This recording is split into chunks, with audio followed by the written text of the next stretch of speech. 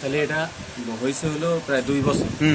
একটা ফোড়ার মতো হয়েছিল প্রথমে বিষ ফোড়া হয়েছিল, বিষ ফোড়া ব্যথা এই জায়গায়।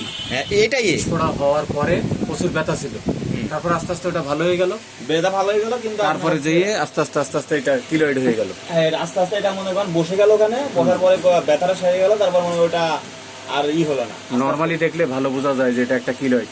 তাহলে এটা বোঝা যাচ্ছে যে করোনা টিকা দেওয়ার পরের থেকেই হয়েছে, তাই না? এই যে করোনা টিকা দেওয়ার পরের থেকে এটা হয়েছে। আমি সিমটম যা পাইলাম, তো treat the patient not the disease, এই ফর্মুলায় আমার চিকিৎসা করতে হবে। আর এটা আসলে একটু মানে স্লোলি মানে হয় এবং সময় লাগবে, এবং দেখা যায় যে কিলোয়েডগুলো সাধারণত আনকিওরেবল। এটা সব ক্ষেত্রে যে কিওর হয় এরকম না, খুব মানে কম ক্ষেত্রেই এটা সাকসেস হয়। তো আমি আমার সিমটম অনুযায়ী ওষুধ দিচ্ছি।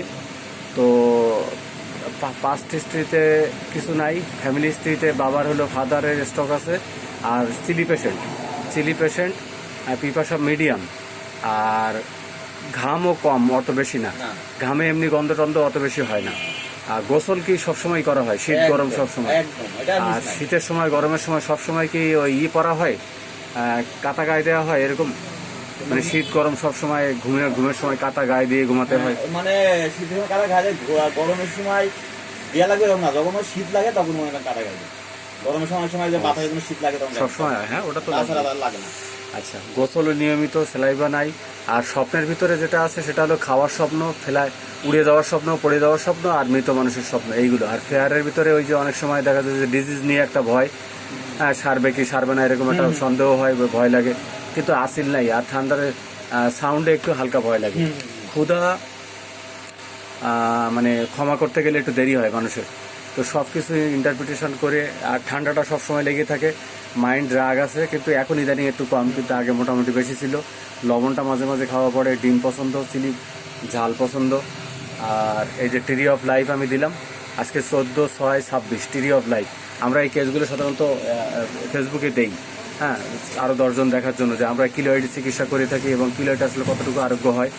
তো এই ব্যাপারে আমরা এই কেসটা নিয়ে আমি treat the patient not the disease এই ফর্মুলায় নিয়ে আমি চিকিৎসা দিচ্ছি। এবং আমি কি ওষুধ দিলাম, যারা নতুন ডাক্তার আছে তারাও শিখতে পারে, বা সাধারণত যারা হোমিওপ্যাথিতে মানে চিকিৎসাগুলো জানতে চায় যে হোমিওপ্যাথি আসলে কীরকম ধরনের চিকিৎসা, তারাও শিখতে পারে, জানতে পারে, সাধারণ মানুষও বুঝতে পারে।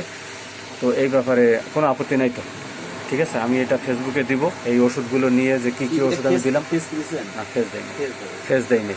কি ওষুধ দিলাম, এই যে 14/6/26, ট্রি অফ লাইফ 1 2 3 4 5, এই 5টা ওষুধ দিলাম, 1 মাসের ওষুধ দিলাম, ঠিক আছে? দিনে 3 বার করে খাওয়া লাগবে, হ্যাঁ। তো এটা শেষ হয়ে গেলে আমি দেখবো ইনশাল্লাহ। তো শুধু আমি ওই কিলো একটা দেখাইছি, ওকে?